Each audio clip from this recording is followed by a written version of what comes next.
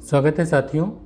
Basic books में हम लोग क्लास 6 की जो एनसीईआरटी है उसको हम लोग पढ़ रहे हैं और आज हम लोग ज्योग्राफी में पृथ्वी और चंद्रमा जो दूसरा पार्ट है इसको हम लोग समराइज़ करेंगे। तो आपके हर एग्ज़ाम के लिए बहुत इम्पॉर्टेंट है, जो कॉन्सेप्ट हैं आपके वो आपको क्लियर हों, ये बहुत ज़रूरी होता है और ये आपकी छोटी क्लास की किताबों से ही होता है। तो आपके पास इतना समय नहीं होता है कि आप उन सारी किताबों को इकट्ठा करके पूरा पढ़ें, और चूँकि उनमें एग्ज़ाम के पॉइंट ऑफ व्यू से मैटर थोड़े कम होते हैं जो बाकी बुक की अपेक्षा, तो हमने उनको यहाँ पर हाईलाइट किया हुआ है। जो इम्पोर्टेंट फैक्ट्स हैं वही मैं आपके साथ डिस्कस करूँगा। तो इस पूरी बुक को हम लोग पढ़ेंगे, बाकी भी जो सब्जेक्ट्स हैं उसको भी हम लोग कंटिन्यू करेंगे और इस पूरी सीरीज़ को हम आगे लेके चलेंगे। आपका रिस्पांस कैसा रहता है ये डिपेंड करेगा कि मैं इसको आगे कंटिन्यू करता हूँ या नहीं। अगर आपको अच्छा लगता है तो वीडियो को लाइक करिए, अपने और दोस्तों के साथ शेयर करिए और कमेंट करके बताइए कि आपको कैसा लग रहा है। बाकी जो दृष्टि का जो हम लोग पढ़ रहे थे उसको भी कंटिन्यू रहेगा, उसको भी साथ में लेके चलेंगे। तो इसलिए आप निराश ना हो कि आपका कोई पार्ट पूरा नहीं होगा या नहीं हुआ है। तो बुक्स बहुत सारी हैं आपके पढ़ने के लिए, मैटर बहुत सारा है। ज़रूरत इसकी है कि आप प्लेलिस्ट विजिट करें। तो आइए देखते हैं पृथ्वी और चंद्रमा। तो पृथ्वी और चंद्रमा की यानी कि जो हमारा पूरी नॉलेज है आज चंद्रमा और पृथ्वी के रिलेशन को लेकर के, दोनों के बारे में जो प्रमुख जानकारियाँ उनको देखेंगे। चंद्रमा को हम समझ पाएँ तो हमारी कुछ क्वेश्चंस जो हैं वो डेफिनेटली सही होंगे। और ये चैप्टर बहुत अच्छा है क्योंकि इतनी अच्छी नॉलेज कहीं मिलती नहीं है जितना इसमें प्रैक्टिकली समझाया गया है। तो चंद्रमा एक तो प्राकृतिक उपग्रह है, पृथ्वी का एकमात्र प्राकृतिक उपग्रह है। आप जानते हैं कि पृथ्वी के पास एक ही उपग्रह है और उसका नाम है चंद्रमा। अब जिस प्रकार, थोड़ा समझिए इसको, कि जिस प्रकार पृथ्वी अपनी धुरी पर घूमते हुए सूर्य की परिक्रमा करती है, उसी प्रकार चंद्रमा भी अपनी धुरी पर घूमते हुए पृथ्वी की परिक्रमा करता है। बस समझिए कि सूर्य का जैसे चारों ओर पृथ्वी चक्कर लगाती है वैसे ही चंद्रमा भी पृथ्वी के चारों ओर चक्कर लगाता है और यहाँ पर भी दोनों घूमते रहते हैं। ठीक, अब इसके साथ साथ चंद्रमा सूर्य की भी परिक्रमा करता रहता है, जो कि एक जगह तो स्थिर नहीं है। पृथ्वी जहाँ जहाँ जाएगी उसके चारों तरफ हो जाएगा, यानी कि सूर्य का भी वो चक्कर लगा लेता है, परिक्रमा। तो आपका स्टेटमेंट अगर वो तो गलत नहीं होगा कि वो सूर्य की परिक्रमा करता है कि नहीं करता है, बिल्कुल करता है, पृथ्वी के साथ साथ वो भी करता है। तो यहाँ स्टेटमेंट बेस्ड क्वेश्चन आपके सही होंगे। क्या इसके पास अपना प्रकाश होता है? नहीं। तो चंद्रमा के पास अपना कोई प्रकाश नहीं होता है, सूर्य के प्रकाश से प्रकाशित होता है, उसी का परावर्तन होता है, तो जिससे ये रात में चमकता रहता है। ये जो चंद्रमा का प्रकाश है, मतलब चंद्रमा का तो प्रकाश नहीं लेकिन परावर्तित प्रकाश है ना, तो जो पृथ्वी पर पहुंचने में कितना समय लगता है, तो वो है 1.25 सेकंड का समय लगता है कि चंद्रमा से पृथ्वी पर जो चांदनी है उसको आने में कितना समय लगता है, 1.25 सेकंड। जो हमारी दूरी है वो महत्वपूर्ण है। चंद्रमा पृथ्वी से लगभग 3,84,000 किलोमीटर की दूरी पर है और इसका जो व्यास है वो पृथ्वी के व्यास का 1/4 है। अब आप समझिए इसको कि पृथ्वी के एक तो सबसे निकट है ये, इसीलिए आकाश में सबसे बड़ा दिखाई देता है। इस पे जो गुरुत्वाकर्षण बल है वो भी है, लेकिन चंद्रमा पर जो गुरुत्वाकर्षण बल है वो पृथ्वी की तुलना में 6वां भाग है, 1/6। इसका मतलब जानते हैं क्या होगा? इसका मतलब होगा कि अगर आप छलांग लगाएं, एक ऐसे जंप करें, तो जितना ऊंचा आप कूद लेते हैं, मान लीजिए आप 2 फीट कूद लेते हैं ऊंचा, कूद तो और ज़्यादा भी सकते हैं, मैं एक एग्जांपल दे रहा हूँ कि मान लीजिए आप 2 फीट ऊंचाई पे कूद सकते हैं, जंप कर सकते हैं, तो उतनी ही ताकत से अगर आप चंद्रमा पे उछलें तो इसको आप 6 गुना कर दीजिए, यानी कि 2 छंग 12 फीट ऊंचाई पे आप उतनी ही प्रयास में आप ऊंचे कूद जाएंगे, तो कितना मज़ा आएगा लेकिन उससे दिक्कतें भी बहुत आएंगी। तो ये बात समझने वाली है कि जो गुरुत्वाकर्षण बल है वो 6वां भाग है। चंद्रमा की गतियाँ कैसे होती हैं इनको थोड़ा सा समझना हमें ज़रूरी है, क्योंकि यहाँ से क्वेश्चन बनते हैं। देखिए, चंद्रमा अपने अक्ष पर घूमते हुए, यानी कि जो उसका एक्सिस है, इसके अगर इस पर देखा जाए तो अपने अक्ष पर घूमते हुए 27 दिन 7 घंटे और 43 मिनट में पृथ्वी का एक चक्कर पूरा करता है। अपने अक्ष पर घूमते हुए 27 दिन 7 घंटे 43 मिनट में पृथ्वी का एक चक्कर वो पूरा कर लेता है। लेकिन एक बात समझिए कि जब वो चक्कर काट रहा होता है तो पृथ्वी भी सूर्य की परिक्रमा कर रही होती है और करते करते अपनी कक्षा में आगे बढ़ जाती है। जब वो पृथ्वी के किसी स्थान के ऊपर, जैसे इंडिया के ऊपर से मान लो अपने चांद देखा, तो इंडिया के ऊपर फिर से आने में क्या होगा, तो पृथ्वी के किसी स्थान के ऊपर से पूरी पृथ्वी की परिक्रमा करके फिर उसी स्थान के ऊपर आने में चंद्रमा को 29 दिन 12 घंटे और 44 मिनट लगते हैं। तो इसलिए यही एक्चुअल टाइम है जो आपको याद रखना है, 29 दिन 12 घंटे 44 मिनट। इतने ही समय में चंद्रमा अपने अक्ष पर एक चक्कर यानी कि परिभ्रमण पूरा करता है। इसी कारण हमें सदैव चंद्रमा का एक ही भाग दिखाई देता है। ठीक है, तो ये रहा आपके चंद्रमा की गतियों से संबंधित। अब चंद्रमा की कलाएं कैसे बनती हैं इसको समझ लीजिए। इसको समझने वाली बात है। तो देखिए, अगर सूर्य का प्रकाश जो ये आपका क्रीम कलर या वाइट कलर में दिख रहा है, तो ये मान लीजिए सनरेज आ रही है। सनरेज आ रही है, ये पृथ्वी पे आप बैठे हुए हैं, आपको चंद्रमा कहाँ से दिखाई देगा? चंद्रमा मान लीजिए एक शीशा है, तो जो शीशा यहाँ पर होगा, थोड़ा पृथ्वी से ऊपर नीचे है ना, एकदम जस्ट अपोजिट नहीं है, इसलिए वाइट दिख रहा है। तो इस पर जब ये सनरेज पड़ेंगे तो पूरा चमकेगा ना, तो इसलिए बनेगा पूर्णिमा। जब थोड़ा चमकेगा तो देखिए, तो कलाएँ उसकी बदलती रहेंगी। ऐसे ही जब बहुत कम दिखेगा तो क्या होगा? अमावस्या हो जाएगा। तो इसलिए जिस रात चंद्रमा बड़ा सा गोल सा दिखाई देता है वो होता है फुल मून, और उसको कहते हैं पूर्णिमा। और जिस रात चंद्रमा बिल्कुल नहीं दिखाई देता है उस रात को कहते हैं अमावस्या यानी कि न्यू मून। तो दोनों की इंग्लिश भी याद रखेंगे, कभी कभी ऐसे ही पूछ लिया जाता है। एक महीने में एक बार पूर्णिमा और एक बार अमावस्या होती है। इसी जो बदलाव होता है उसी को हम लोग कहते हैं चंद्रमा की कलाएं, जिसमें चांद का जो कला है वो बढ़ती जाती है। तो अमावस्या से पूर्णिमा तक बढ़ते चंद्रमा के पखवाड़े को क्या कहते हैं? शुक्ल पक्ष कहते हैं, जिसको उजियाली रात कहते हैं ना, शुक्ल पक्ष।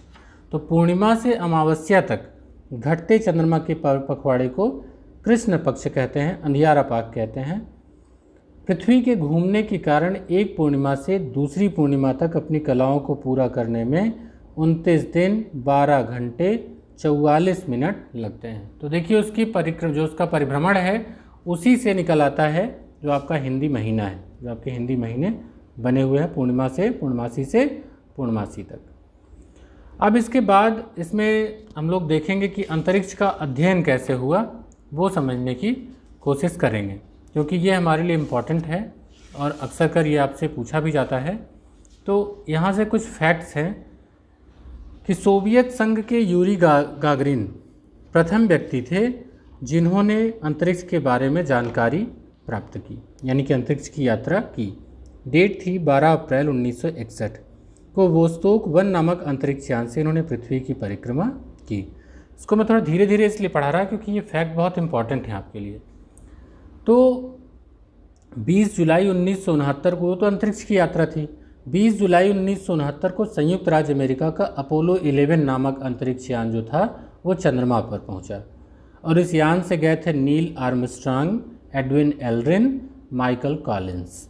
तो उसमें नील आर्मस्ट्रांग थे पहले व्यक्ति जिन्होंने चंद्रमा पर कदम रखा। ठीक है, अब इसके बाद एक फैक्ट और आता है कि भारतीय वायुसेना के पूर्व पायलट थे राकेश शर्मा। इन्होंने अंतरिक्ष में यात्रा की और ये प्रथम भारतीय थे अंतरिक्ष में यात्रा करने वाले। तो इन्होंने 2 अप्रैल 1984 को सोवियत संघ के अंतरिक्ष यान सोयूज T-11 से अंतरिक्ष की यात्रा की। आइए जानते हैं सूर्य ग्रहण एवं चंद्र ग्रहण के बारे में थोड़ा सा समझते हैं। सूर्य ग्रहण और चंद्र ग्रहण क्या है? तो पहली बात तो ये छाया है। पहले इसको राहु और केतु नामक 2 राक्षसों को उत्तरदायी माना जाता था इसके लिए, लेकिन जो खगोल शास्त्री आर्यभट्ट थे उन्होंने 1600 वर्ष पहले जो है इस मान्यता का खंडन कर दिया। तो छाया जो बनती है, तो कोई अपारदर्शी अगर वस्तु हो जिसके आसपास की चीज़ों को न देखा जा सके, तो क्या होगा? उसका प्रतिबिंब बनेगा प्रकाश में, छाया उसकी बनेगी। तो जब सूर्य, पृथ्वी और चंद्रमा, ये इमेज देखिए आपकी बनी हुई है, जब सूर्य, पृथ्वी और चंद्रमा, कहाँ है सूर्य? ये रहा। पृथ्वी कहाँ है? सबसे किनारे लेफ्ट में, ये रहा। और चंद्रमा कहाँ है? ये रहा। तो जब ये तीनों एक सीध में हो जाएं, तो यह स्थिति कहलाती है सिजगी। क्या कहलाती है? सिजगी, यानी कि सीधा होना क्या है? सिजगी है। अब सिजगी दो प्रकार की होती है। कैसी होती है? एक होती है कंजंक्शन, एक होती है अपोजिशन, यानी कि युति एवं वियुति। तो युति क्या है और वियुति क्या है, ये थोड़ा समझने वाली बात है। जो कंजंक्शन है, युति है, इसमें क्या होगा, चंद्रमा जो है वो बीच में आ जाता है। किसके किसके? पृथ्वी और सूर्य के। पृथ्वी और सूर्य के बीच में कौन आ जाता है? चंद्रमा आ जाता है। तो ये एक सीध हो गया। तो क्या होगा? इसको कहेंगे युति, कंजंक्शन। और इस स्थिति में आप देखिए तो इस समय जो चंद्रमा की छाया है वो पृथ्वी के इतने बड़े भाग पर पड़ रही है, तो यहाँ से चंद्रमा बिल्कुल काला दिखाई देगा। तो क्या होगा? ये अमावस्या होगी। इसीलिए ये स्थिति होती है, इसी समय जो ग्रहण लगता है उसको कहते हैं सूर्य ग्रहण। तो अमावस्या को ही सूर्य ग्रहण होता है। अब इसके बाद देखते हैं कि जब सूर्य और चंद्रमा के बीच पृथ्वी आ जाए, यानी कि चंद्रमा इधर हो जाए, पृथ्वी बीच में आ जाए, और तब भी एक सीध हो जाएगा। तो तब जब एक सीध हो जाएगा तो इस स्थिति को क्या कहेंगे? वियुति कहेंगे, अपोजिशन कहेंगे। तो इसमें क्या होगा कि इस पर पूरा लाइट पड़ेगा, जो आपकी चंद्रमा है, और वो चमकेगा तो वो पूर्णिमा होगा।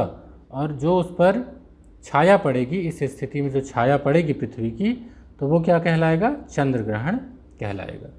तो पूर्णिमा जो आपका सूर्य ग्रहण है वो युति की स्थिति में बनता है, कंजंक्शन की स्थिति में अमावस्या को पड़ता है।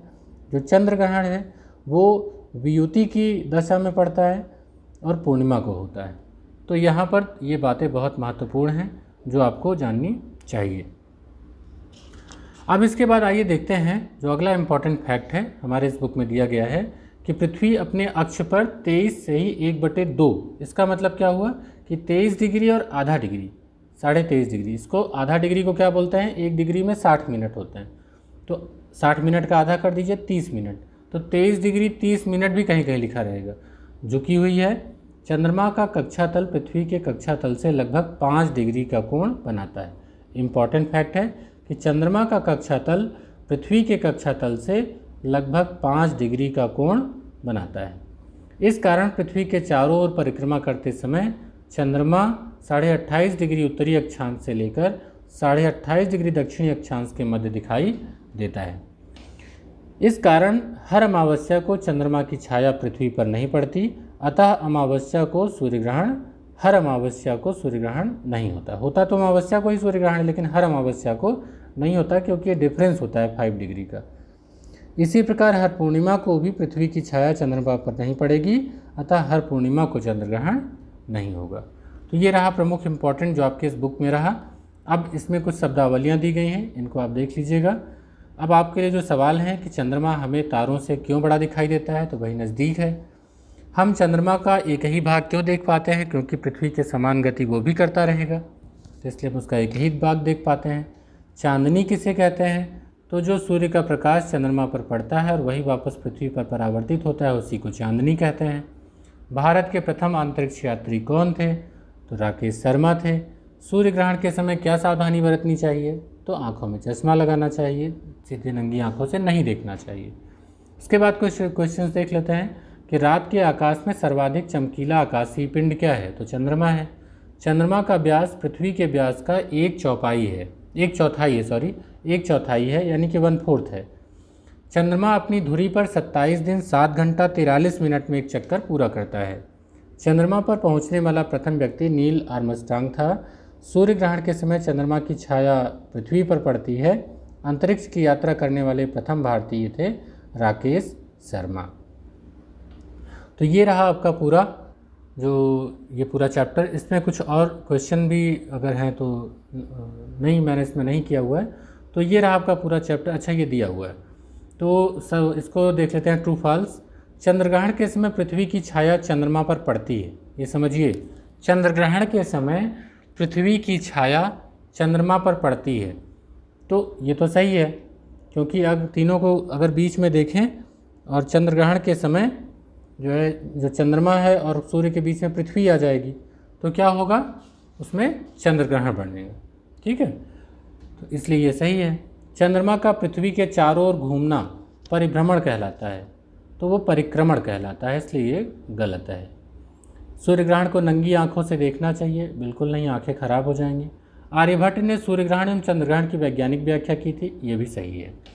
अब यहाँ मिलान के लिए बहुत अच्छा क्वेश्चन है, इसको आपको ABCD 1 2 3 4 करके दिया जा सकता है एग्जाम में। युति का संबंध है अमावस्या से। युति क्या होता है? तो जब सूर्य और पृथ्वी के बीच में चंद्रमा आ जाए तो क्या होगा? युति होगा, अमावस्या को होती है, इस दिन सूर्य ग्रहण होता है। जो वियुति है वो पूर्णिमा को होगा, जैसे कि जब सूर्य और चंद्रमा के बीच पृथ्वी आ जाए तो उसी स्थिति को कहते हैं वियुति, और ये पूर्णिमा को होती है, इसमें चंद्र ग्रहण लगता है। प्रथम अंतरिक्ष यात्री कौन थे? तो यूरी गार्गिन थे। और इसके बाद बचता है चंद्रमा पर जाने वाला प्रथम व्यक्ति कौन सा है? तो नील आर्मस्ट्रांग। तो ये रहा आपका पूरा चैप्टर, जिसको हमने बहुत अच्छे से डिस्कस कर लिया। उम्मीद करता हूँ कि आपके काफ़ी काम का होगा ये मैटर और आपको बड़ा अच्छा लगा होगा। तो मिलते हैं अपने अगले इसी NCERT की सीरीज़ में, बुक की सीरीज़ में, जो बेसिक बुक्स हैं इनमें कॉन्सेप्ट में। तीसरा चैप्टर होगा ग्लोब, अक्षांश एवं देशांतर। तब तक के लिए पढ़ाई करते रहिए। Good bye.